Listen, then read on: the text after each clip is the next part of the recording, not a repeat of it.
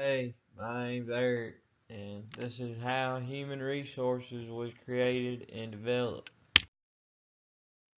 So to start off with, we gonna get into the history of human resources, and the concept started in the early 1900s. It was developed by a couple fellas named Robert and Charles during the Industrial Revolution.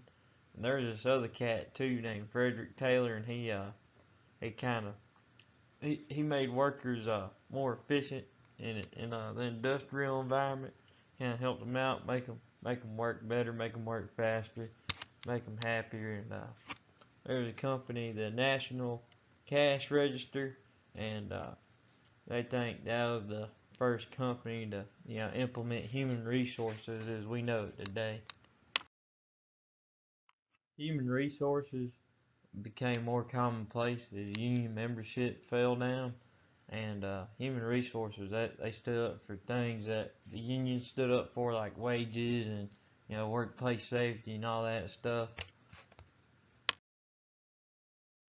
Yeah, so the Davis-Bacon Act is passed in 1931, and it is more like a precursor to the Fair Standards and Labor Act. So the Norris LaGuardia Act was passed in 1932, and it helped union workers get the right to organize and do all their union stuff at work, and it prohibited employers from forcing employees into joining certain unions. The Wagner Act, it created the NLRA, and the NLRA set up the rules and regulations surrounding the unions and the union members. The Fair Labor and Standards Act, it was passed in 1938, and it kind of compounded what the Davis and Bacon Act put out there, but it regulated some child labor and overtime pay, and it readdressed the minimum wage. Age Discrimination and Employment Act, it was passed in 1967.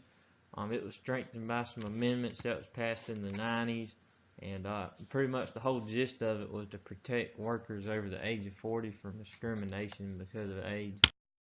Hey, this is a good one right here, boys. You gotta love this. The Occupational Health and Safety Act, passed and wrote into law in 1970, created OSHA, and they make safer work environments and penalize those who don't follow OSHA rules and regulations. I've had a couple run-ins with these guys before.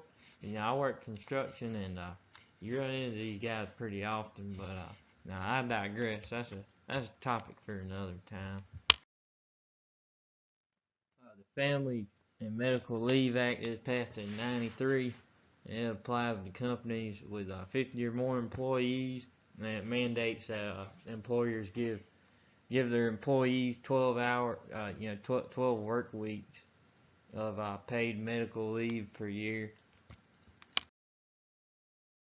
The good old Civil Rights Act, passed in '64 by the federal government, made it illegal to discriminate on race, national origin, religion, and/or sex. The Equal Pay Act was passed in '63, and it made it illegal to pay men and women different wages for doing the same work in the same work environment. And all of us, it also made it illegal for employers to fire you or retaliate against you if you complained or filed for discrimination against them. The Affordable Care Act was passed in 2010, and it required employers that had any more than 50 employees, they had to give insurance to their employees and their children that were under the age of 26.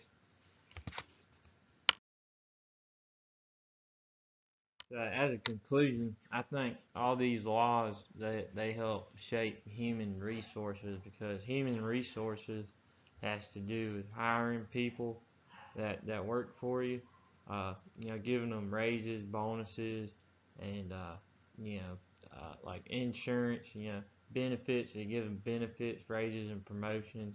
and all these laws have to do with that, which kind of all these laws paved the way for human resources and kind of shaped it into what it is today.